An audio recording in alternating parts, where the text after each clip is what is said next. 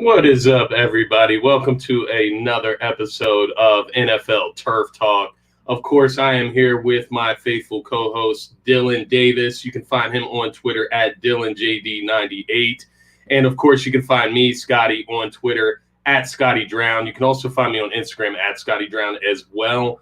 And of course, Turf Talk is brought to you by DSM Media. Make sure you're following DSM Media on all social media platforms, including Twitter at DSM_media. You can also find us on Instagram at DSM do something major. Dylan, what's up? Happy Sunday morning to you. I hope you're not stressing too much on an Eagles bye week. I was going to say, man, why would I be stressing? The Eagles can't lose today. The Eagles can't make me pull my hair out. Not lose. No, and the vibes are good early today, Scotty. I know you still got to hit the gym, so you're waiting a little bit, but not me. I'm as happy as I've been in 8 weeks, dude. I don't have to worry today. I can sit back, relax, throw some bets. I mean, obviously, I'll be pulling my hair out over my bets, but yeah, you know that's a different kind of stress than what the Eagles provide. That's a fun stress, man. And the Sixers beat the Warriors last night. And the Flyers back on the Flyers have won 2 in a row. What? Why would I be stressed, Scotty? It's a good weekend in Philadelphia. You mentioned it. No birds, so we don't have to worry about any letdowns. And of course that performance by the Sixers last night was amazing. Matisse Thybulle, wow, I've never seen anybody guard Steph Curry like that. And talk about parlays, man. Steph Curry, out of all the pieces to the parlay, was the one piece that fucked up all my parlays last night. So, Scotty, obviously, we have a ton to get into today, but real quick, on Thursday when we did Turf Talk, me and you were saying, like, what do you have as far as bet-wise for the Steelers-Vikings goes? And I wasn't too – I just threw in a couple of random bets for that game, a couple of different player props and stuff like that. And then I had the Sixers parlay in for the Jazz game. I missed the Sixers parlay by 1 Joel Embiid point and 1 Joel Embiid rebound. I had him for 20 plus and 10 plus. He got 19 and 9. It's the only 2 things that missed on that, right? Not joking with you. So I'm down. I'm out bad. Like, this sucks, whatever. I hit every bet. George Ryder and I hit every single parlay we put in on Thursday Night Football. Wow. We had not effing around. We had Justin Jefferson anytime touchdown scorer, Osborne anytime touchdown scorer, and Freiermuth anytime touchdown scorer. And it hit in the fourth quarter. And then we had like 2 others with like some yards and all. I did the one that you put that you said on air, and I won that one. So I know that one won. Yeah, we won every bet we put in, dude. It was. I think incredible. It was Kirk Cousins over 200. Yep. Which hit on the final possession. Yeah. Freiermuth had 25 plus receiving yards. Osborne 25 plus. Osborne 25 plus. Jefferson 60 plus. 60 plus and a touchdown. And then I threw in Najee Harris with a touchdown as well. Well, there you go. So. You could have had Dalvin Cook for 1 or 2. Like Dalvin Cook went the hell off. That Thursday night was the perfect game to bet. The Thursday night was the perfect game to just throw all the shit props and just throw them in together and see what happens. And everything worked out on Thursday. What's your is there any game you're highlighting today that kind of looks like that type of scenario? Just off the top of your head. Yeah, man. Obviously I would love to say Buffalo and Tampa. Yeah. All that firepower, but you know what happens in those sort of games. I think the game that we're all going to eye up as this battle, these 2 division rivals that with good defenses are going to have a low scoring game. I think Baltimore and Cleveland, I think they're going to put up a lot of points today. I like the over in that game. Nice. Obviously when you have Nick Chubb, Lamar, Mark Andrews, you have a lot that you can go off of in that game. So that game's pretty intriguing to me. I like that. And then Arizona and the Rams take off. I think that's Monday night. I think this is also a really good week where you can put together a couple of high money line favorites and just parlay something up for like plus 130, plus 160 or something. There's a lot of favorites today that I don't see losing. I'll just run down the list right now. Like Tennessee at home against Jacksonville. I know they're shorthanded. I don't see them losing. I like KC today. I think they're on a roll. If you want to, I know New Orleans scares the shit out of you with Taysom Hill. They're not with that defense. They're not going to lose to the Jets. Seattle over Houston with Davis Mills starting, I believe. The Chargers at home against the Giants. Like all these games to me, the Packers at home against Chicago. I don't see any of these teams losing today. So if you want to throw 4 or 5 of them together, I know it's kind of scary, but they should all hit today. Yeah, I may end up doing that. I know or you can tease them down as well. If you don't want to go money line, you can tease them. You can do the 6 or 7 point teaser on all of them. Yeah, just tease them down. Yeah, I may. I'll have to take a look. I definitely was looking it over yesterday, but I like to wait until it gets down to the moment. Yeah. See how it's looking. But let's get into it. We got Phil checking in. Rams versus Cards Monday Night Football. That's definitely on my list. Yeah, definitely the 2 best teams going at it, I would say. Now, I mean, it's arguably with the Bills and Bucks. That's a pretty big matchup too. But yeah, I definitely love that matchup coming up, and we'll see. Can the Rams bounce back against the Cards? I mean, this is later down the show, but for Phil's comment, this is a game. This is a grab your nuts game for the Rams. Yes, sir. Like this is a put up or shut up. What are you about? What are you made of? And let's see. So yes, sir. We'll obviously break that one down a little bit later, but 100% agree. All right, so let's go ahead and get into what we're actually going to talk about today. Yeah. The first 7.5 minutes went off the rails a little bit. So what we're going to start with, obviously, it's the Eagles bye week. I think the Patriots, Colts also got bye weeks this week, but specifically the Eagles. As you know, this is Philadelphia-based show. We're going to get into a little bit of the Eagles season so far, what we've seen, get into a little bit of a report card grading for the season so far. After that, we're going to get into a little bit of playoff talk. So we'll look at the full playoff scope, look at some tight divisions, and predict how they might play out with remaining schedules. And then we will get into our games of the week. We obviously got Pigskin Picks. And then we do want to update our top 5 power rankings, which we'll get into very quickly at the end there. So let's get started, man. We want to dive into the Birds so far this season. Yeah. Where do you want to start at, Dylan? Just where we are right now with the Birds, how you're feeling, or do you want to get into specifics? Well, let's just start with an overall scope of things, right? How we're feeling about how the season's played out. Now, the Eagles head into the bye week with a 6-7 record, and which they're about a 500 team, which is probably better than I expected heading into the bye week. When you look at the first 6 gauntlet games or whatever in the beginning of the season and how they started out, but I'm confused.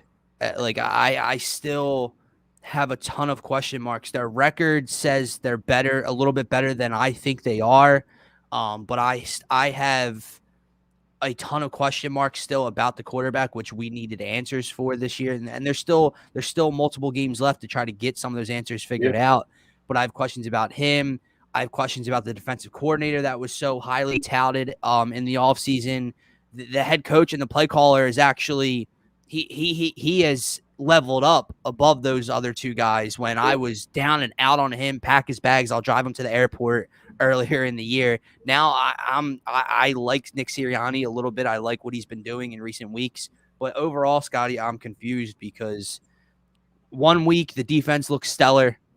The next week, they give up the highest passer rating in NFL history, it feels like. The next week, one week, the offense is rolling and putting up 30 points. The next week, they score 7 against the New York Giants. I'm overall confused, but they're about a 500 team, so I can't get a read. Hey, you said it yourself right there. They're a 500 team. I think they're worse, but right? I think they're worse than that. Well, yeah. If you look at them that way, then yeah. But as far as like what they are, inconsistent is the epitome of their season. When you're looking at basically a 500 team here, looking throughout the season, if you would have told me that we would have ended up where we are now, with the record that we have, I would have taken it at the beginning of the season. Yeah, me too. But the way the season has played out, it has left. I feel like it should be all good vibes, but right now it's like a very, like you said, it's confusing. I don't want to say a bad taste in my mouth because I feel like that's over exaggerated. We're on a bye week right now where some people are questioning who they want to start for the last 4 or 5 games. Yeah, or Maybe, and maybe it's not necessarily, and I could be totally off base here. Maybe it's not necessarily who should start, but more or less who would the Eagles be better off with starting? Yeah. Who gives them the best chance to win? I think most people agree that Jalen Hurts, like, if you bench him now, then what do we do with him in the future? Yeah, it's done. Project's over. So you let him get these last 4 games. You see what he's got. See if he can show any signs of life in the passing game, and we'll move forward from there. But to your point, the fact that we have to have a discussion on who is better for the Eagles offense, Gardner Minshew or Jalen Hurts, like the fact that we're having that discussion. I don't even think it's necessarily that. It's something we've gone back and forth on all week. It's not. Sure, you can argue who's better because you just saw what Minshew did, but obviously we know Jalen Hurts is the better football player than Gardner Minshew. But it's what style gives the Eagles the best chance to win. Exactly. What style in this makes Dallas Goedert stand out? What style helps these receivers? What style helps everything, right? What style helps Nick Sirianni?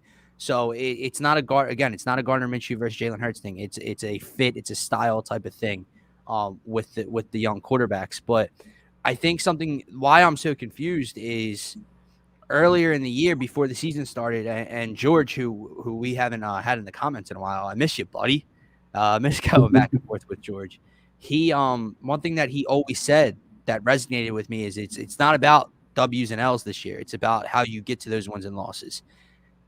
And that's what I'm most confused at. They're 6-7. They have 6 wins. They have 7 losses. And I don't have a damn read as to really, outside of maybe 3 games, how they got to those wins and losses, right? Like, over that 3-game win streak, how they got to those wins. They played bad teams. They ran the hell out of the football, and the defense played better, right, against poor quarterback play. Yeah. That's how they got those 3 wins. Outside of that, you look at the Carolina game, you look at the San Fran game, the Kansas City game, the Bucs game, the Giants game, you put them all together, and you have a bunch of confusion to me. No, I agree 100%. And I think also part of the confusion that comes in is that we've only had 2 divisional games so far in this season. And usually I feel like that's never the case. I guess they do. We have a week 14 bye.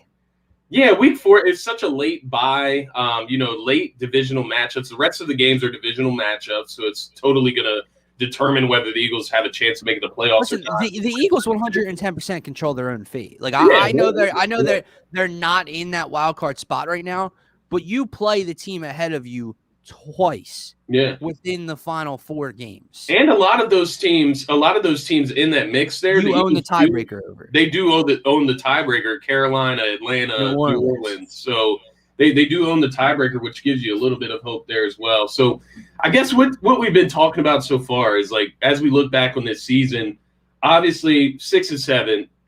It's if you would have told us we would have that at the beginning of the season, we would have took it. Yeah. But as the season has played out, we feel that we could have had more if we played. I guess if you threw that scenario out at me before the season started, okay, the Eagles are 6-7 at the bye.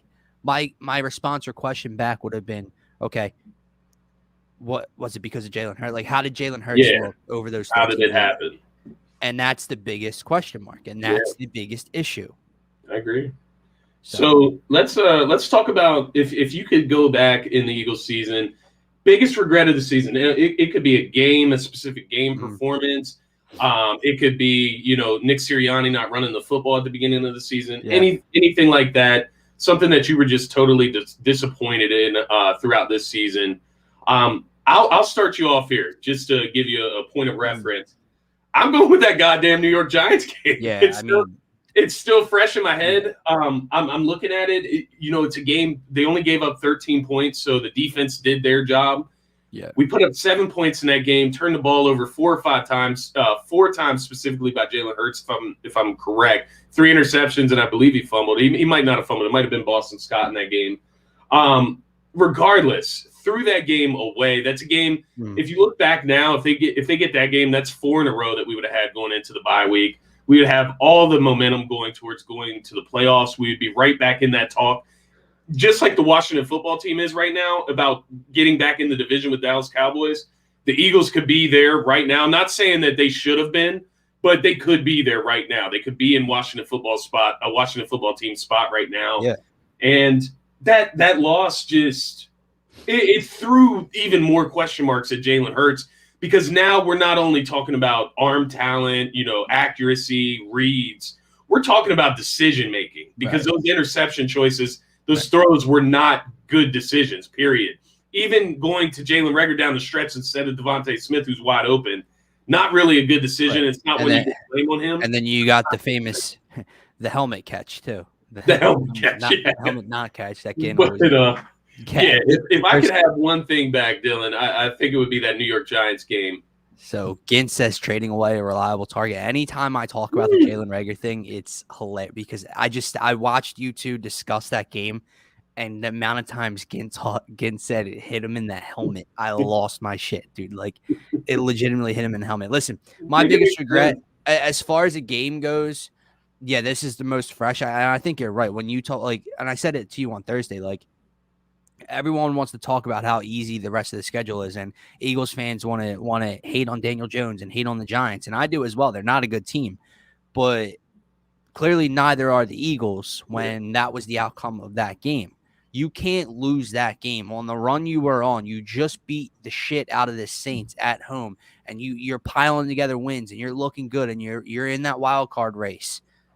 And then you drop that game with 7 points, the amount of turnovers. The defense kept you in the game time and time again.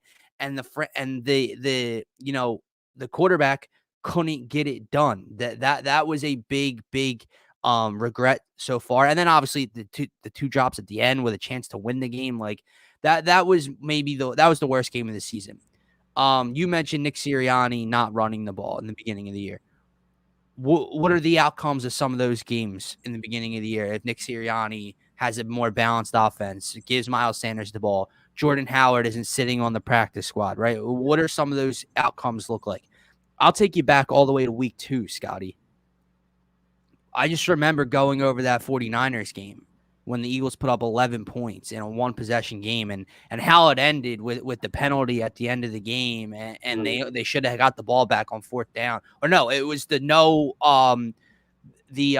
delay game call when the clock hit 0, and then they were just a lot that happened in that game. A lot happened, but I just remember reviewing it with you, and all of the numbers that we laid out with the Eagles and how many times they were in the red zone, and the Quez Watkins 90-yard catch where they don't come away with points, and then they don't come away with points at the end of the half, and everything put together, that is arguably the worst loss of the season. The Giants looks worse because it's the Giants. Yeah. But that was a bad loss early in the year, right? So to a team that's in front of you now. Right, that you don't own the tiebreaker over.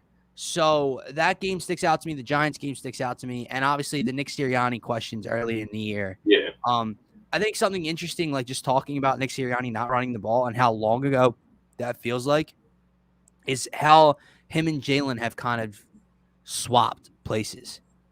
Before it was, okay, you saw some promise in Jalen Hurts. After every game, we were like, okay, I see this in Jalen. I see this in Jalen. Nick needs to do this. Nick needs to do that, right? Now it's Nick's pressing all the right buttons, and Jalen can't make the plays on the field. They've completely swapped spots. And how long has it been? How long has it been like that? But we just didn't know that.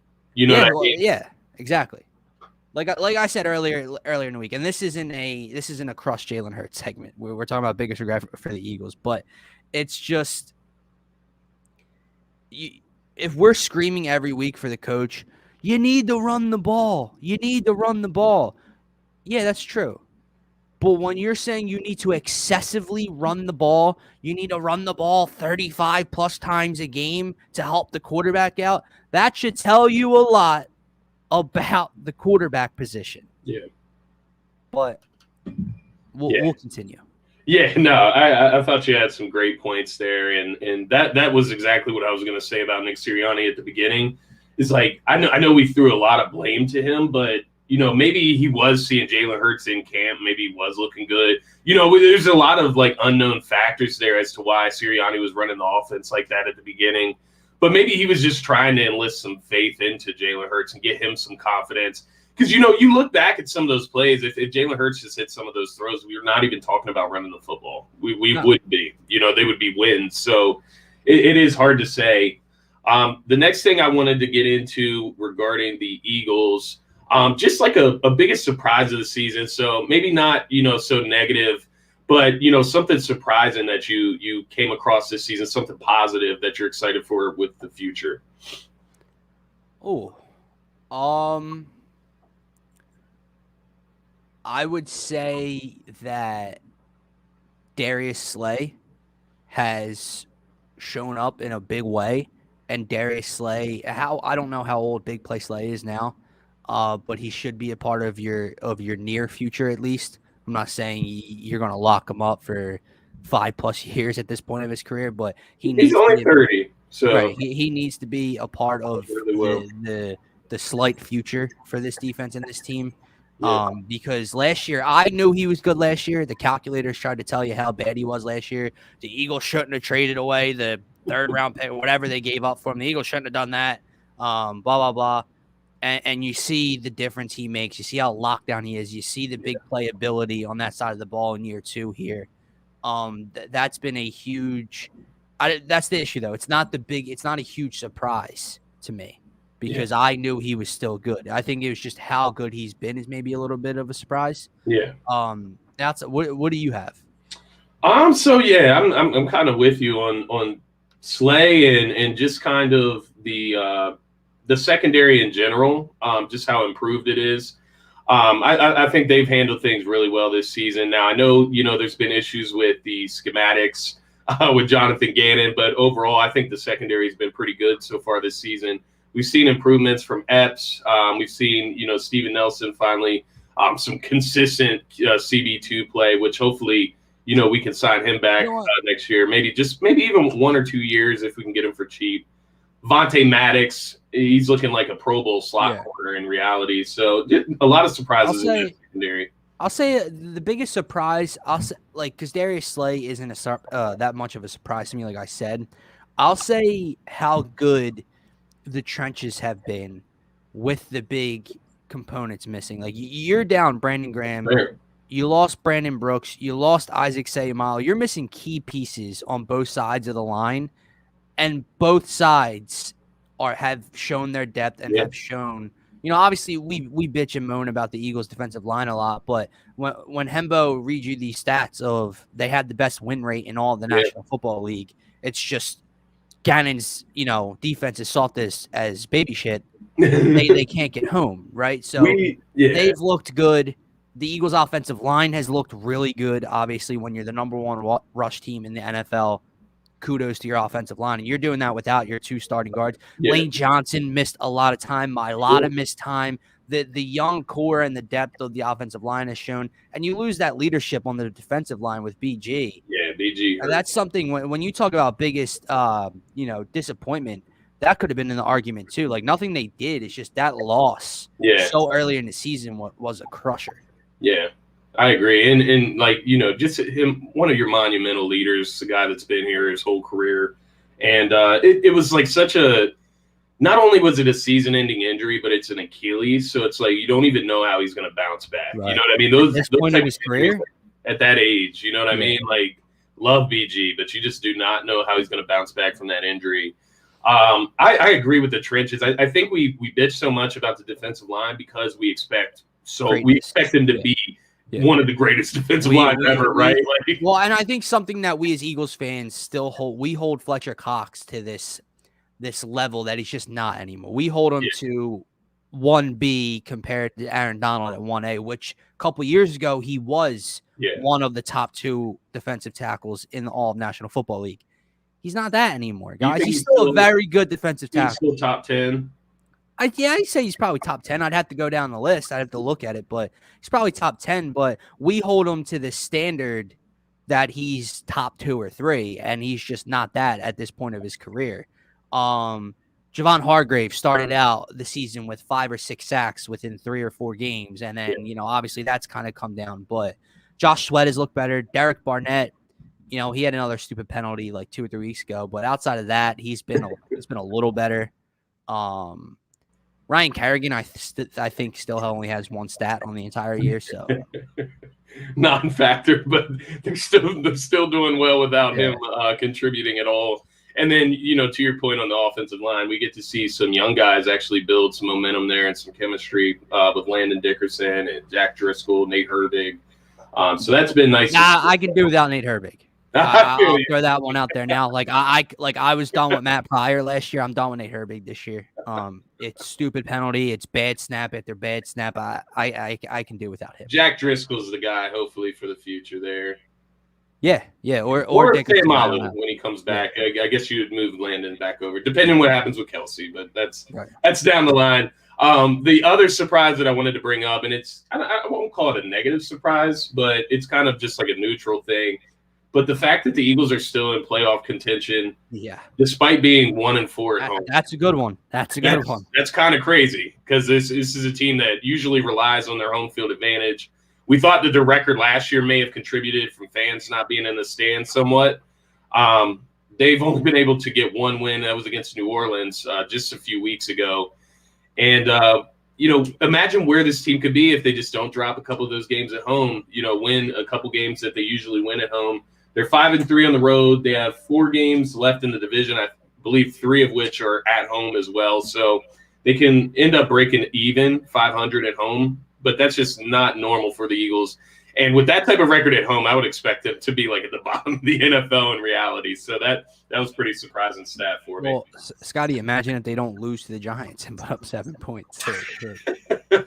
We'll never get over that one. We will not. That's a good surprise. It's something I didn't take in. And it's the fact that they've been this up and down and this inconsistent and this many question marks on both. Like the fact that they've maybe had at times the worst pass defense in all of the National Football League. Yeah.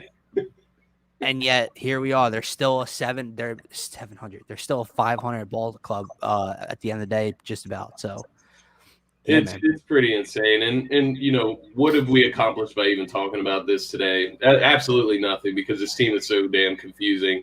To finish up the Eagles segment here, I want to get into just really quick report card grades, and then we'll talk about just how they can potentially make the playoffs throughout the rest of this season. So report cards, we can do this kind of quick. I know we're going half an hour here already. You're gonna love my grades. Let's start with the offense. This goes into the confusing part. They're a 6-7 team at the bye, but wait till you hear the grades I'm about to give them. So we're gonna do offense, defense, special teams, and then we'll throw in Sirianni and Hurts specifically there. So let's start with offense. What do you got for offense? For offense, I'm gonna give them a C. Recently it could be a B- because of the growth they've shown. They showed you their identity running the ball and winning 3 straight games that way. Obviously they put up a good performance through the air and on the ground against the Jets, but too inconsistent to say anything better.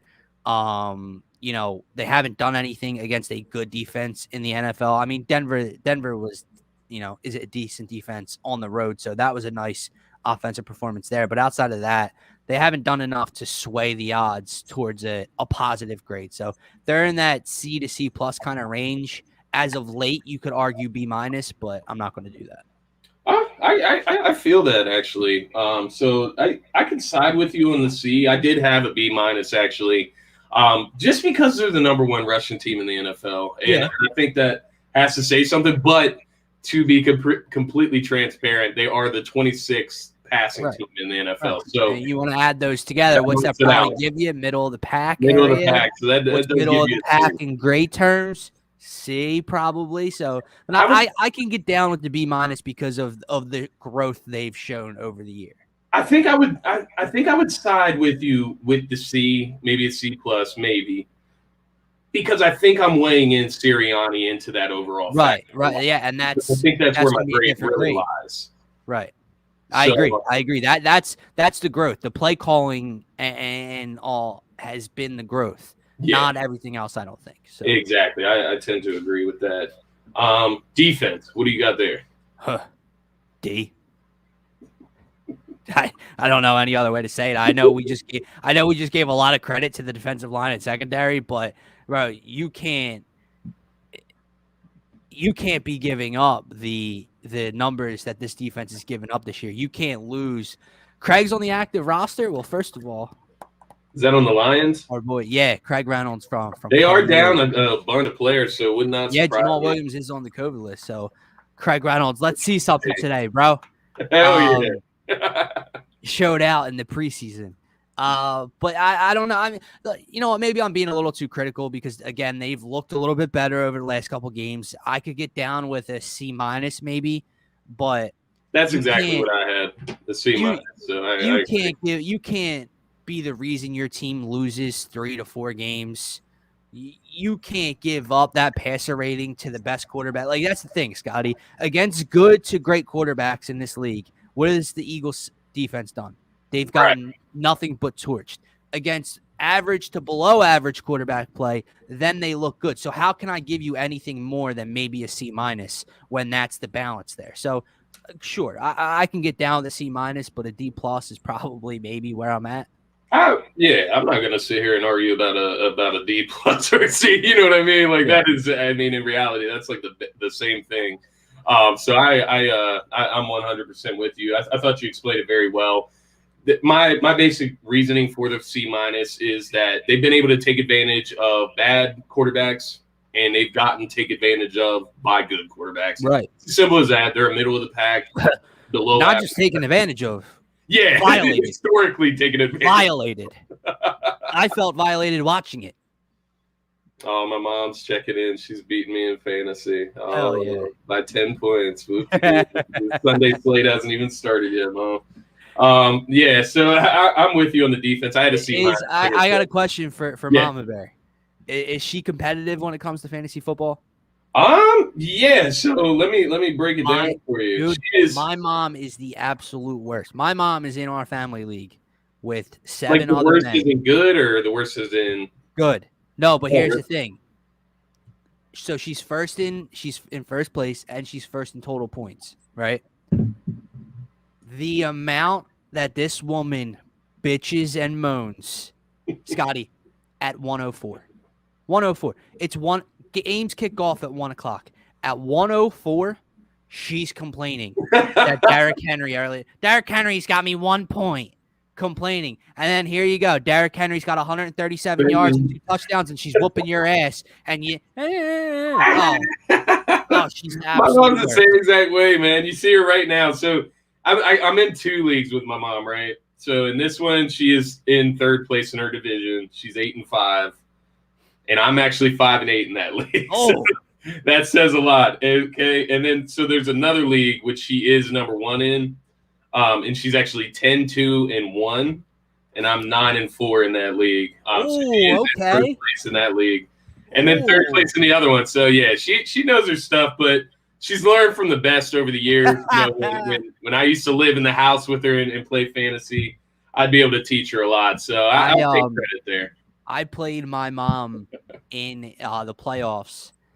I had Jamal Charles, and my league is a distance scoring league, so it's a lot extra points for the farther the touchdown. And I played her in the first round of the playoffs in her first year of fantasy football when Jamal Charles scored 5 or 6 touchdowns against the Raiders, and they were all long. Dude, he went that long. Scotty, I think he scored like 98 points in my fantasy league, dude. And he scored like the 6th one. It popped up on the red zone, and she's over there, and I just look over, and she's just looking at me like this. And I'm like, sorry, Mama Bear. What happened? Oh my goodness. All right. Let's Mama taught you. Yeah, sure. We will we'll get back on topic here. We got a little off topic there with the fantasy football. So I had C- for defense. You had D+, D for defense. Yeah, I don't think you want to ask me the next question. The next one is going to be special teams. Yeah. What do you got? F. I mean, D-. Yeah, that's his best. I give him a D at least, just for Jake Elliott. All right, sure. Just for Jake Elliott. I wasn't taking into it.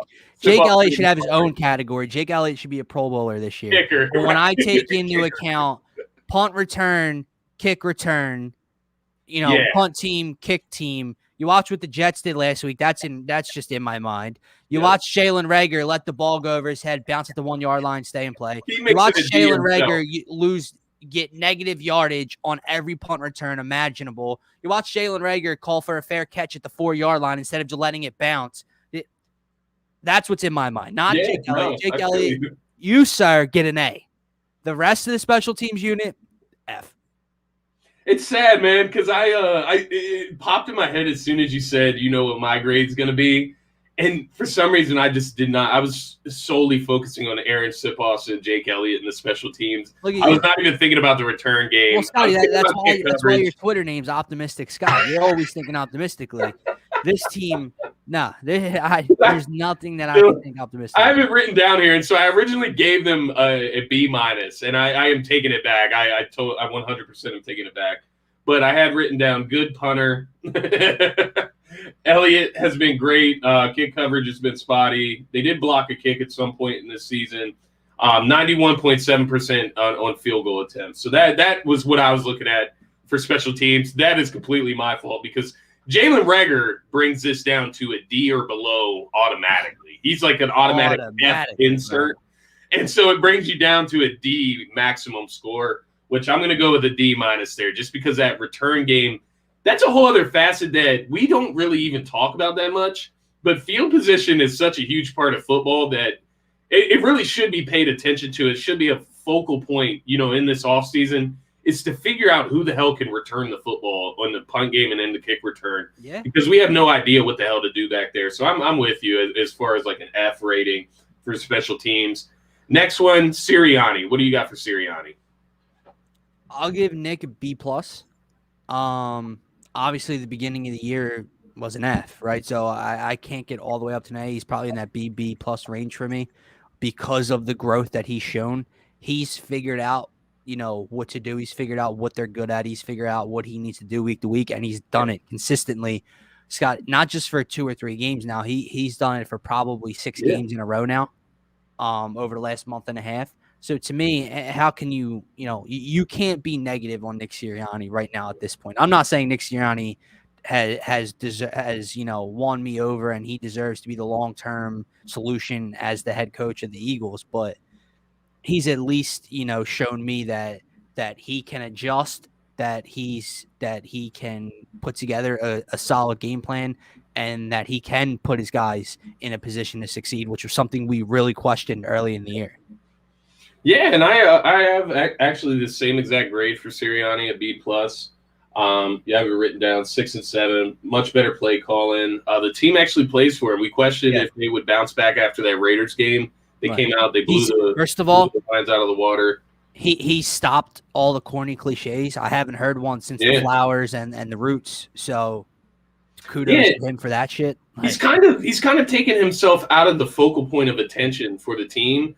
And ultimately, it's led. And part of it is just him coaching better. He's doing a lot better with play calling. But part of that is like him figuring out Philadelphia, I feel like, as well, and figuring out the media and the fans.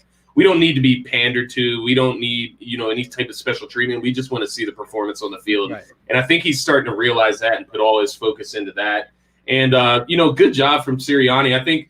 Maybe he's not the head coach of the future for the Eagles. Maybe he's not here for 10 years or whatever.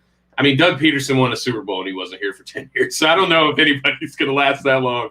But, as far as him being a head coach in the NFL, him being a coach in the NFL, him being able to win games in the NFL, he's shown that he can do that. He's done it in his first year as head coach. He's been able to achieve 6 games.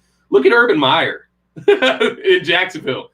We look at around the league at some of these head coaches. Not a lot of them can get 6 wins in one season, let alone. This is a side conversation, but did you hear the report? Did you see the clip of that article? Yes.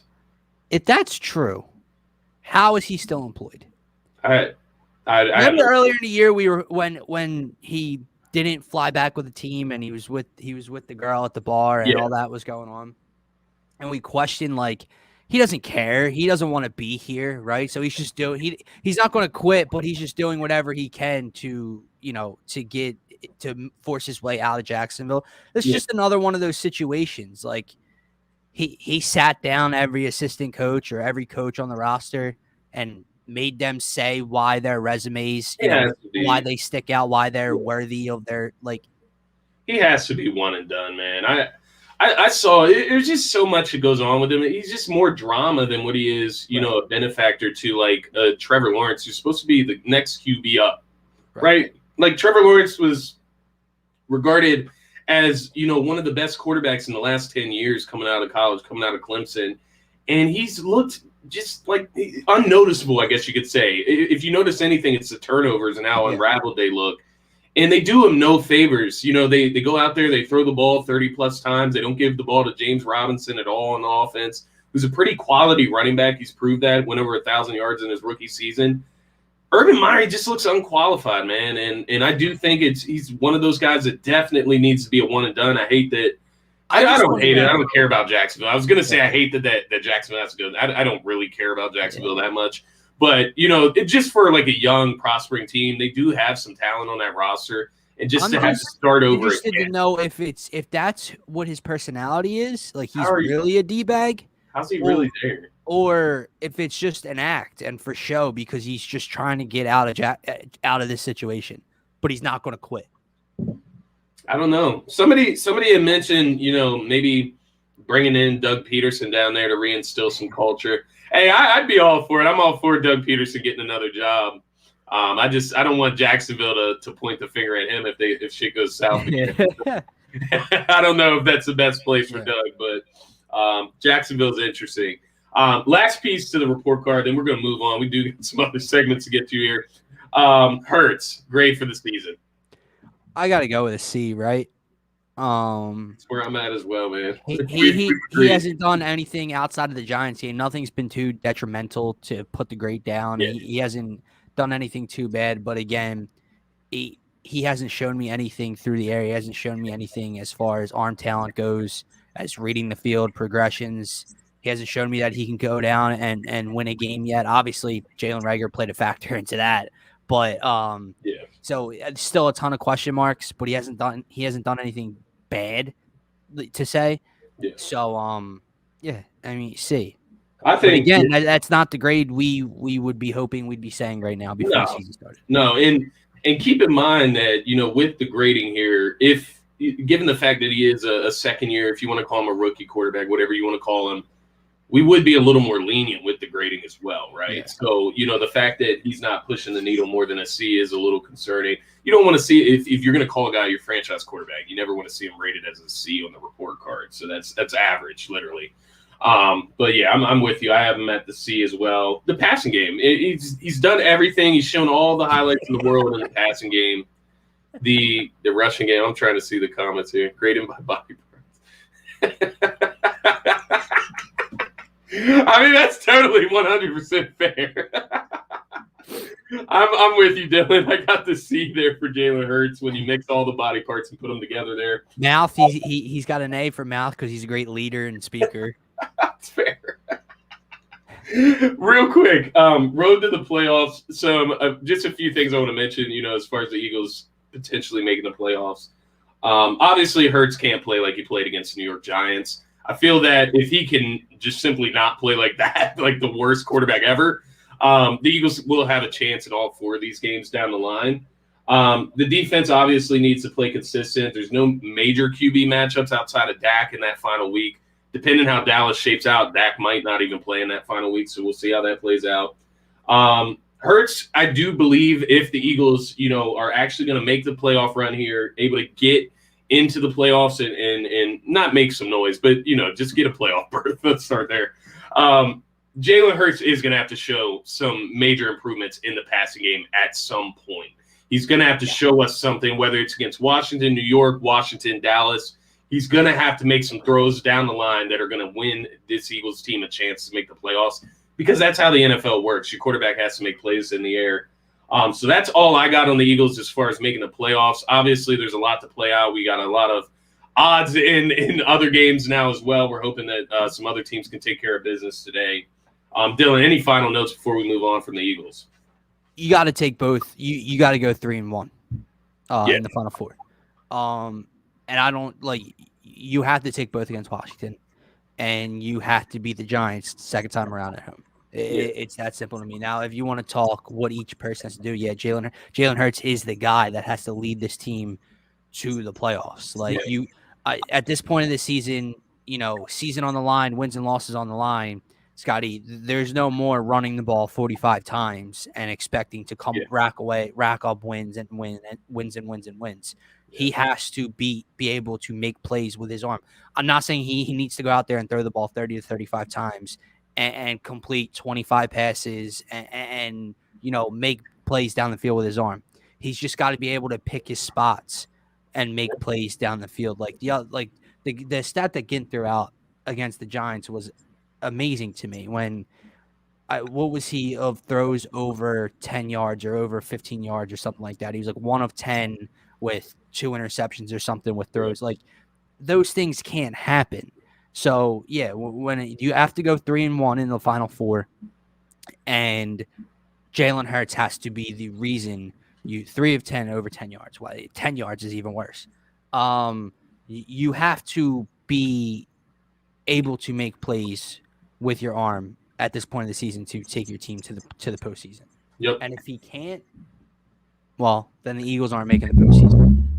Yeah, I think it's very much as simple as that. I think there's a lot of other factors that could cause the Eagles not to make the playoffs. But the one thing that will have to happen is Jalen Hurts will have to make some plays. Well, Scotty, this is it, right? Like, to me, obviously the road starts now. I just said you have to beat Washington, so of course the road starts after the bye week. But this is the biggest one of them all. They're at home, correct? After the bye week, they're in Washington week 18. Yeah, that's correct. Right. So you're at home. You're coming off a bye week, which is coming off of the game you missed due to injury, and the backup has people questioning you. And then that's coming off of your worst performance of the year, of your career. Yeah. This game says a lot about what he's capable of doing.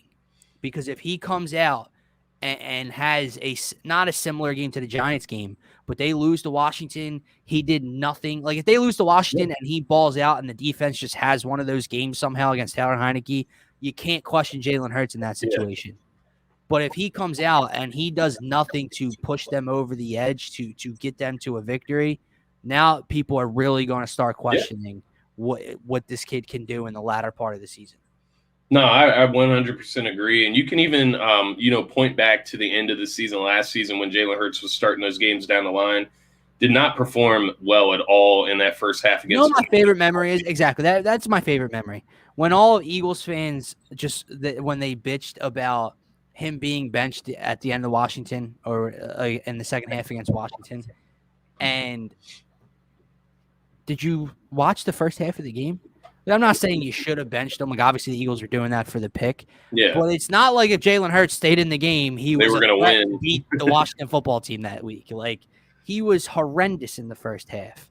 I don't know. If you're still pointing back to that, I mean, people are delusional. We look at what we got out of losing that game. I mean, we got Devontae Smith. We got an extra first-round pick this year. Like, that, I will throw that game 100 out of 100 times, and I won't care. And it screwed over the Giants. It's hilarious. Screwed over the Giants. They're still pissed about it. So look at them this year. But that's enough about the Birds. Obviously, they control their own destiny. We'll see how it plays out over the next few weeks, and of course, we will have you covered. But let's talk a little bit more about the rest of the playoff picture. And what I wanted to do is kind of focus in on one close division. Mm-hmm. I think I talked about this before the show with you. I'm going to focus in on the AFC North because that one's really tight here. I don't know which division did you want to hone in on? There's a bunch, and I think we can go over them all. The AFC, but the one I chose today is the AFC West. Gotcha. So that's another good one. So I do just want to take a quick glance around the entire AFC, just to give a quick overview. So we got the AFC East with New England 9-4 leading that division, Buffalo 7-5 right behind them, and then Miami 6-7. So they're all in the mix there. Buffalo obviously has a matchup against the Bucs this weekend. Then they play the Patriots again. So those are going to be 2 huge games for Buffalo. The AFC North, I'm going to get into that a little bit deeper, so I won't touch on that right now. AFC West, obviously that's a tight one right now between Kansas City at 8-4, Denver at the bottom at 6-6. AFC South, we have Tennessee and Indianapolis really duking it out. And I think that one's going to come down to the wire, man. Obviously I think Tennessee wins this week, but down the line, we're going to really see if those 2 losses to Tennessee come back to bite the Indianapolis Colts. And okay, so that was all of the AFC, and then obviously I was looking to the NFC West, which we're already going to talk about that. just looking down the NFC and the AFC, as far as the playoff standings in the AFC, it's far widespread. There's about 13 teams that are in playoff contention, all the way down to Miami at 6-7, and then there's about 12 teams in playoff contention, technically. But I would probably say the line draws at the Eagles at 9, right. As far as realistic. You got Carolina, Atlanta, New Orleans all at 5-7. I don't think that they are going to finish the season very well, any of them. So we'll see how that plays out. But I do want to start with the AFC North and kind of just hone in on that division, because it's a division where it just looks like they're all trying to lose the division. Like, it doesn't really make sense to me. We talk about the Steelers. They just lost one to the Vikings on Thursday Night Football, which or no, did they? Yeah, they did lose. They lost. Yeah, okay, yeah. I was confused there for a second. Chase Claypool celebrated. Yeah, Chase Claypool that one threw me off, and we can talk about that a little bit when I get to the Steelers here. So down the division, Baltimore 8-4, Cincinnati 7-5, number 2, Pittsburgh 6-1, and Cleveland Browns are 6-6 as well. So we look at the Ravens; they're 8-4. The remaining games, they have the Browns, the Packers. So they're at Cleveland, Packers at home, at Cincinnati, Rams at home, Steelers at home to finish the season. Oh, my God. Opponents' records of 36-24-1. So, yeah, that's what they're looking at the rest of their season, right? So the Browns, Packers, Bengals, Rams, Steelers, all playoff contending teams right now. We go down to the Bengals next at 7-5. Their remaining games, they have the 49ers. They're at Denver. They have the Ravens at home. They have Kansas City at home. And then they are at Cleveland to finish the season. So once again, that's pretty tough. The Steelers have the Titans at home. Nah. Any team that ties the Detroit Lions, nah. So the Steelers they have the Titans at home. Then they're at Kansas City. Then the Browns come to town. Then they're at Baltimore to finish the season. And then finally, the Browns are home against the Ravens, home against Las Vegas, away at Green Bay, away at Pittsburgh, and then home against the Bengals to finish. Why is the AFC North's remaining schedule so violent? I do not know, man. When I started really diving into it, it was hard to really predict who's going to win this division. As I said, there's a bunch of teams that have laid eggs. We can look across the board. The Browns should not be 6-6 in reality when we looked at them to start the season. The Steelers, I don't think we had them in contention in this division, but still a decently quality team. The Bengals, they've had their opportunities. We didn't expect them to be number 2 in this division, but we also didn't expect them to start off so hot and then blow some games against the Jets as well. And then, the Ravens have had a few stinkers now, against Miami and then against the Browns previously. So as I went through the games, I went ahead, predicted each win and loss for each game for the rest of the division. And ultimately, I do see the Ravens winning the division at 11-6. But it's going to come down to that Cincy game, that Baltimore and Cincy game. I think those two are going to be the two teams that end up competing for the division. They play the Bengals in 2 weeks. They're in Cincy. They have to win that game. They can't get swept by the Bengals and expect to win the division. But, I do have them losing, obviously, to the Packers. I think that's, an obvious loss for the Ravens. And then the Rams as well. I think they lose to the Rams. The Browns and Steelers and Bengals, those are division matchups. There's no saying who's going to win those games either. So I picked the Ravens to win that division, but it's going to come down to that game against Cincy. Listen, man, that division is so entertaining and so tough and so good, and each division matchup, and you have it today with Cleveland and Baltimore, like I said. Yeah. But none of them can pull away, like you said. We talked about this a couple weeks ago. Like Cincinnati had a chance to take a division lead. They lose a game against the Jets. Yeah. And then they have the Chargers last week. They get their ass beat against the Chargers. Yeah. Last week, they get their ass beat against the Chargers in the 1:00 slate. Baltimore comes out and goes for a 2-point conversion with the game on the line against the Steelers instead of forcing overtime. So you had a chance to extend your division lead to 2 games, and you failed to do so. So since he's ass whooping last week meant essentially nothing standing wise because Baltimore didn't capitalize, right? You have the Browns who are just getting fully healthy. The fact that they're still within 2 games and they play some of these divisional opponents still, and with the remaining schedule, the Browns still have a chance to climb those standings. Yeah. The Steelers, I think Thursday night kind of stuck a fork in them. It was a bad I know they made another late comeback, but listen, you're coming off that exciting Baltimore win. We're all telling Ben Roethlisberger he needs to hang it up. He has a great fourth quarter against the Ravens. They win the game.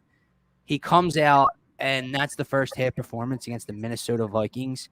Like, yeah, you guys tied the Lions. The Vikings just lost to the Lions.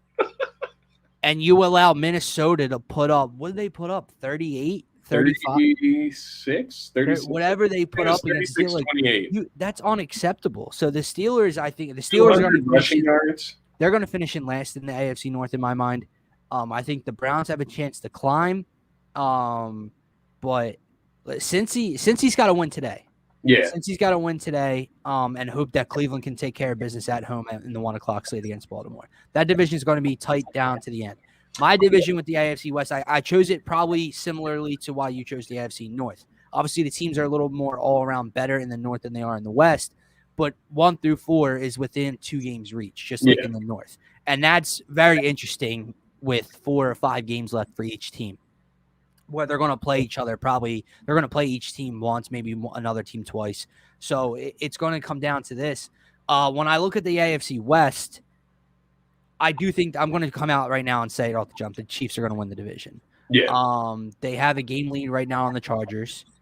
They still play the Chargers I forget if it's in Los Angeles or in Kansas City. But the Chiefs are they're just accelerating. They're just cruising right now on an upward trend, and they have a legitimate chance to win out. Who did they have this week? The Chiefs. Obviously the division rival today at home. I think they take care of business today. They get the Steelers, who I just talked about. I think they take care of business there. I believe the Chiefs get Denver one time, the Chargers one time, and maybe Cincy one time. So they play the Chargers in LA. Yeah, and I think they play Cincy in Cincy as well. Which LA is not a home. I mean, it's not an away game. So the Chiefs don't have the easiest remaining schedule, but they are their defense is starting to put it together. They're turning teams over. Their pass rush has gotten healthier. Clyde Edwards-Helaire is getting healthier. Patrick Mahomes is starting to put it together again. Yeah. Not that he ever went away. He just didn't look himself in the beginning of the year, and now it's okay. He is looking like himself. So I like the Chiefs first. The Chargers, I think they finished second. Yeah. I think it honestly, dude, I think it plays out how it is now. Denver to me is the worst team in that division. I know they still have a mathematical chance. I think Denver finishes last in that division. They have the worst quarterback. Yeah. The Raiders, too inconsistent to jump the Chargers in my mind. Like we talked last week about how that was the most Raiderish performance ever, and most Derek Carr performance ever. They just seem to choke at the end of every season. I don't see that changing this year with all the turmoil with the Gruden stuff early in the year. They kind of rode that high for a little bit. Let's play together. Let's play in spite of him. They're coming down off that high now. I think they finished third. I think the Chargers finished second. Probably I'll say they miss by a game. They make the wild card.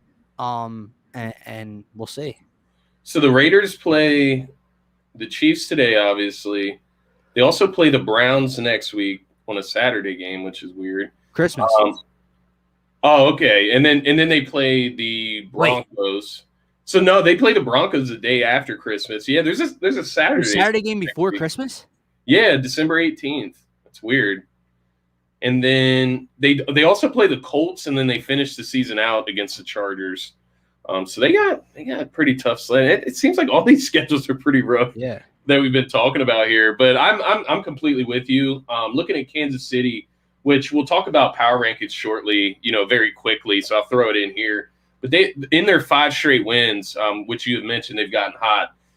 They have not allowed a team to score over 20 points, and I think that's huge when we've looked at their defense as like one of the worst defenses in the NFL throughout this season. Yeah. Obviously is not the case anymore. They're turning it around on that end. And then, as you mentioned, on the offensive side, they're getting healthy. They got Clyde Edwards-Helaire back, and then Patrick Mahomes, of course, is Patrick Mahomes.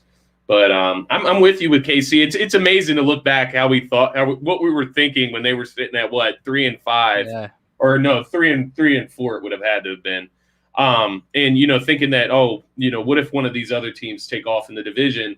And similar to the AFC North, man. Exactly. I was just going to say that neither the Raiders or the Chargers were able to take advantage of KC's slow start and really push themselves ahead by 2 or 3 games earlier in the year. I thought the Chargers could do it, man. I did. And that's why you see then they are a very inconsistent team. That's why the likes of them and Cincy as a wild card team, I would be a little scared of come postseason time. I said that to you on Thursday because you don't know what version you're going to get, which isn't a recipe for a Super Bowl, but it's a recipe to upset a good team in the first round and make a little bit of noise. Because if Justin Herbert comes out slinging, if Joe Burrow and Jamar Chase and all those weapons come out firing in the first round, I don't care who you are, you're in a dogfight that entire game now, and all it takes is one play to make a difference. So those two teams are very interesting to me from those two divisions as far as making noise, Scotty. No, 100%. They are going to be the literal wild cards, in the playoffs, just for what you mentioned. You never know what you're going to get. The way it's shaping up right now, it looks like Baltimore would actually play Cincinnati in the first round. So that's a divisional game that we're looking at. You never know who's going to win that game. And then if Cincinnati finds a way to beat Baltimore the second time around, that's going to give them, if that matchup was to happen, and since he goes 2-0 in the regular season against Baltimore, some people would say Baltimore's due since he's not going to beat them 3 times in a year. But if I'm Cincy, I have all the confidence in the world because I've already beaten you twice. Yeah, just simply put, yeah. So I'm with you there. I'm trying to figure out the play. So so do 3 teams get a bye week? Here I am getting confused again. No, just the number 1 seed. 2 teams. Just the number 1 seed. So 2 through 8. I think, right? 7 is going to play. 2-7. 2-7, 3-6, 3-6, 4-5. Okay, yeah. So I was just making sure what I said was correct there. So it would be Tennessee versus Buffalo then, which is crazy. New England would get the bye, and then Kansas City and LA Chargers. If Tennessee isn't healthy, Buffalo will roll Tennessee. Yeah, I think so too. And then we're looking at KC and LA Chargers as the 4 and 5 seeds there right now. Obviously, this can change. But the AFC is getting down to the wire. NFC is right there as well, just not as many teams in it. But the playoffs, man, this season has been crazy. This NFL season has been wild. There's a couple teams in it that you just, didn't even see coming. I know, we can – do you want to get into games of the week real quick, or do you want to do power rankings real quick? We can do games of the week real quick because we are going on an hour and 5 minutes. And then we'll swing through power rankings quickly, list those off. We want to get our pigskin picks. Yeah. All right. Games of the week. I got 3 I could throw at you, and we can kind of just do it real quick. Yeah. Obviously, Baltimore, Cleveland. Yeah. Playoff, implications in that game. Divisional game. I go down. I'll get one for every slate. Right, hold on. Are you hearing an echo? No, I'm good. Oh, I'm hearing an echo, but all right. Now it's gone. Who the hell knows? Oddly enough. 1 o'clock slate, I like Baltimore and the Browns. 4 o'clock slate, obviously, Bills, Bucks. Game of the week. And then Monday night, Rams, Cardinals, another divisional game. All 3 of these are going to be very, very fun to watch. And I'm glad that the Eagles don't play today, so I can watch some of them on these games. Obviously, the red zone will be on most of the day, but during the 1 o'clock hour. But if Baltimore Cleveland's on TV, that'll also be on. Yeah. So I had some of the similar games as you. I had Cleveland and Baltimore, Las Vegas and Kansas City, another divisional matchup. Although I do think Kansas City should win that game by a decent amount. We got Dallas and the Washington football team. That one will be interesting. The 49ers and Cincinnati Bengals, I am looking at that game. That has playoff implications. And it also affects the Eagles, so I do want Cincy to go ahead and win that game. I also have the Bills and Bucks, and then Rams is there in Arizona here. But the one that I picked for my game of the week is going to be the Buffalo Bills and the Tampa Bay Buccaneers. You talked about it a little bit there. The Bills need a win. They're second in the division, seventh in the AFC right now, as we've already talked about. Very familiar with Tom Brady. They're coming off the loss to New England, Bill Belichick. So the next week they get Tampa Bay and Tom Brady. Tom Brady's 32-3 in 35 games against the Buffalo Bills. So good luck, Buffalo. Tom Brady knows you very well. And then other thing I just have written down here is, can Josh Allen turn that offense around against a stifling, Buccaneers defense? Ultimately, I do think the Bucs win that game, man. It's in Tampa Bay, I believe. Bucs are 3.5-point favorites, and I do think the Bucs win that game. And I think the Bills are once again in trouble, man. They got to figure it out. They're going to have to win that second game against New England, but I think they lose this week. I think Tampa Bay wins. I don't know. I think Buffalo is a top 2 team in the AFC realistically, but I think the Bucs are too much right now. I think Buffalo's just destined to be a wild card team this year, and I think that will elevate them come playoff time. Put it that way. That's fair. I do not think that the New England Patriots are a better football team than the Buffalo Bills. I really don't. Yeah. But Buffalo has had a down year to their standards. Josh Allen has had a down year to his standards. They don't have a run game. They have no idea what they're going to do in the run game week to week between Singletary, Zach Moss. Now they have Breda in the mix. But their defense has been very good. But I do think that Tom Brady and the Bucs are just too much right now. For the sake of the conversation, I'm going to go with the Monday night matchup.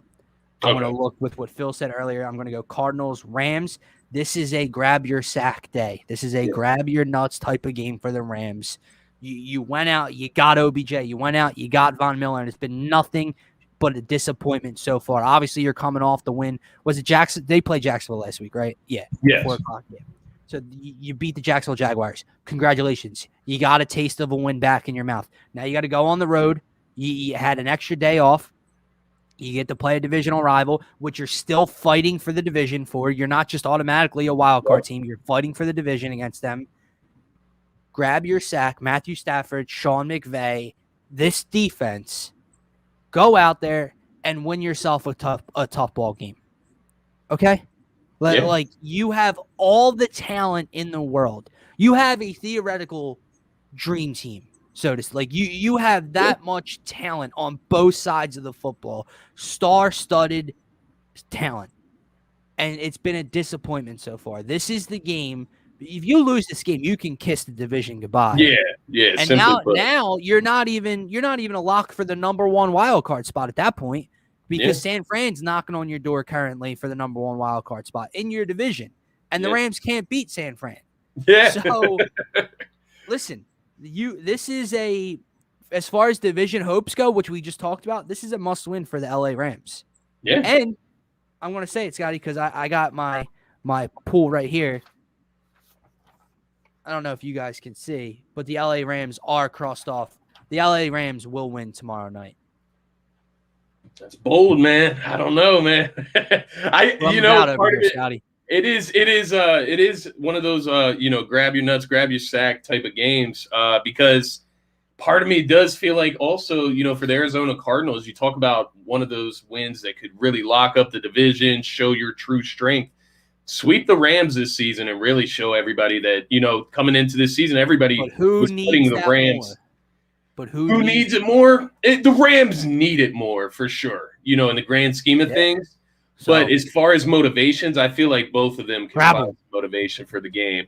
And I'm just looking at the rest of their schedule. So the Rams obviously got the Cardinals today, Seahawks next week, Vikings, Ravens, and then 49ers, who you mentioned, their arch nemesis they cannot get a win against. Very off topic, but I don't know why I just thought about it. Speaking of almost grabbing nuts, shout out to Kevin Durant for being a total weirdo. Like straight up weirdo, dude. I sent that video into my group chat, and my one friend who doesn't watch sports, he doesn't care at all. He texted back and said, "Now that's real basketball." For real, man. I honestly thought it was funny as hell. Bro, like I get trying to get under someone's skin, but like you're a centimeter away from grabbing sack. Like at that point, we're fighting. Vibes, okay, I don't care if I'm 6 foot nothing, Trae Young, and you're 7. We're fighting. Like you're a centimeter away from grabbing sack. That's those Lance Stevenson blow kisses in your face vibes. This was weirder. Untie your shoes at the free throw line. On his shoulder. He's like rubbing his cheek on his shoulder, like both arms around him, inner thigh grab, like total weirdo, bro. We would have fought. I don't care. You remember when J.R. Smith was untying people's shoes at the free throw line? Like, what's up with these guys, man? They're fucking weirdos. Weirdo. Yeah, that was weird as hell. That's all I can say about it. Like, just sitting there. Nothing to do with what we were told. It had to do with grabbing sacks. That's why. Slow dancing with Trae Young, the oddest moment of the season. But yeah, it's going to be interesting to see how that how that plays out, how that game plays out today. Because if the Rams can knock off the Cardinals have the Colts and the Cowboys still left on their remaining schedules. So those are two games they could potentially lose one of those. And then boom, right there, you're talking about the Rams right back in the conversation for the division. Yep. If the Cardinals lose 4 games there. So that's the games of the week. LA Rams, Arizona Cardinals. You can't go wrong with that one. And then obviously the Buffalo Bills and Tampa Bay Buccaneers is going to be a good showdown. Next, I guess we'll just dive straight into Pigskin Pick Ems, which we can go ahead and bring up our graphic here. Here, hold on. I got you. Pull that up. There we go. There we go. All right, cool. Shout out KC. Yes, KC providing the graphics today. Shout out to him. New member of DSM, supporting the behind the scenes movement with DSM Media. Going to give us some nice, graphics, any type of video editing. So shout out to KC. We'll be sure to plug him in the replies here, get his Twitter handle out there and announce that to everybody. But take a look at this wonderful graphic. It is our Pigskin Pick'em for week 14. So the way it's laid out, you guys know how it goes each week if you watch the show. Me and Dylan each pick a lock and an upset as far as the spread and what is expected. So for this week, I'll start with mine. I got my lock of the week is going to be the LA Chargers over the New York Giants. New York Giants are bringing in Mike Glennon. Good luck. That's more or less the reasoning that I went with the Chargers. Any other week, if Daniel Jones was playing, I may not pick this game just because the Chargers have been so inconsistent. Yeah. But in a week against Mike Glennon, I think they got this one locked up. They're a 9.5-point favorite. For my upset of the week, it's a game we talked a little bit about today. It has major playoff implications. Both of these teams are trying to fight to get into the playoffs. San Fran is a 1.5-point favorite against Cincy. They are playing in Cincinnati, so that is an actual favorite in the game. And I am actually picking Cincy in this game as my upset of the week. I want to see Cincinnati in the playoffs for one. I want to see, Joe Burrow in the playoffs, to be very specific. But obviously I want San Fran to lose, given where they stand in front of the Eagles' playoff contention. But ultimately, I do think Cincinnati has a better team. I think their offense should be able to get some points up against the San Francisco team. All right. I'm going to stick in the same division as you for my lock, Scotty. The Kansas City Chiefs are 10-point favorites at home against the Las Vegas Raiders. I'm going with the Chiefs. I think they're just on an absolute tear right now. Yeah. I think Patrick Mahomes throws for 300+ today and a couple of tutties as well. And then my upset, the Cleveland Browns are at home against division rival Baltimore Ravens, 3-point favorites. They're at home. You can call it a pick 'em. I really don't care. The spread says 3. I'm taking the Baltimore Ravens today. Talk about another team that's been so up and down, but Lamar Jackson has not played good football in a couple of weeks. And you know me, Scotty, not his biggest fan. Yeah. Not a Lamar Jackson stand over here. But listen, another grab your sack type of day. I wish we could keep tally of how many times we've said that on the show today, but it's the truth. It's what it is at this point in the season. Lamar's got to show up today. Lamar has to show up, and this defense as well, man. Like, this defense laid an egg late in the fourth quarter and second half against Pittsburgh Steelers. The Cleveland Browns, like I said, fully healthy. Baker's back healthy. Kareem Hunt and Nick Chubb are back healthy. Yeah. You cannot allow that backfield to run wild all over you. I fear that it might a little bit, especially at home in the dog pound, but I am going to put some faith into the Ravens today. I do like them. Especially +3, but I'm going to take them outright as my upset. Yeah, and I actually got the Ravens in that game as well today, so I tend to agree with you. But yes, you guys got it there. The locks and upsets of the week for myself and Dylan. We do need to do a recalibration of the records here, figure out where we stand. Yeah. We'll run through. We went 0-4 on Thursday Night Football. I know that we both picked the Steelers in that game, but it'll be interesting to see how the season plays out. We've had a good amount of luck this season, so it's a good week. We'll keep moving forward. Last thing we want to finish up here with, get done at the hour and 20 mark. Hopefully we can get the Manscaped read in. We'll go power rankings really quick, Dylan, top 5. Yeah, let's run them down. So for my power rankings today, I do have the Green Bay Packers still number 1 on my list. They're coming off a bye, correct? Yes. So they did nothing to lose that spot. I know the Cardinals won last week, but the Packers did not play, and they're still looking really good. So Green Bay is currently number 1 in my power rankings. Number 2, I have the Arizona Cardinals. They came away with a different type of win last week. Kyler Murray only threw for like 105, 110 passing yards, but they still won pretty convincingly last week. Cardinals number 2. Number 3, sticking in the NFC. Yes, I think the 3 best teams in the league right now are in the NFC. I have the Tampa Bay Bucks. They could be number 1. They might be the best all-around team in the league. Tom Brady they're starting to find their rhythm here after a couple of down weeks in a row in the middle of the season. I have the Bucks at number 3. At number 4, I have my lock of the week, the Kansas City Chiefs. They're trending in the right direction. Shout out Phil Steifel. And at number 5, I got the number 1 seed in the AFC for the first time on this list. I do have the New England Patriots and Mac Jones in my top 5. Love it, man. So I'll go through really quickly here. We have a lot of the similar team. I think we have the same exact teams, just in a different order. So number 1, I do have Arizona. I know I had Green Bay number 1 last week, similar to you. They are coming off a bye week, and it may be bye week, recency bias type of thing. But really what it was is seeing Arizona win the way they won last week and seeing Kyler Murray back out there, DeAndre Hopkins, them getting back into the thick of things. They're the most well-rounded team in the NFL. They have the best record in the NFL, and they're finally getting healthy. So I went with Arizona number 1. Number 2, obviously, I have the Green Bay Packers, 9-3. They're the only or not the only team, but the only team I guess I could say that has beaten Arizona when Kyler Murray is playing. Right. Obviously, they're coming off a bye. Their defense has been way better than expected. I think that's one of the key points there. Number 3, I do have Tampa Bay, same as you, 9-3. They play the Bills next. And they are actually my updated Super Bowl favorite. I know I had said the Rams all season. The Rams are obviously where they are right now, and they could change my mind. They could revamp it again before the playoffs start. But I just have this gut feeling that the Bucs are going right back to the Super Bowl again this year. Number 4, I actually have the New England Patriots.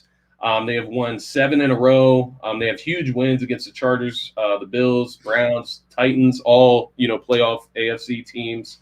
And their defense is literally elite. So I do like the Patriots a lot. And then number 5, I do have Kansas City Chiefs at 8-4. They've won 5 straight. And as I mentioned earlier, defense has not allowed over 20 points in those 5 straight wins. That is all I got for the power rankings today. That's all we got for the show today. Thank God we're done at 1 hour and 20. We could go all day, I promise you. But we definitely want to get out of here before the 1 o'clock slate. So before we go, we definitely want to shout out our sponsors over at Manscaped. As you guys know, DSM Media and Turf Talk is brought to you by Manscaped, who is the best in men's below-the-waist grooming. Manscaped offers precision-engineered tools for your family jewels. Manscaped just launched their 4th-generation trimmer, the Lawnmower 4.0. You heard that right, the 4.0. Join over 2 million men worldwide who trust Manscaped with this exclusive offer for you. 20% off and free worldwide shipping with the code TURF20 at manscaped.com. Get 20% off and free shipping with the code TURF20 at manscaped.com.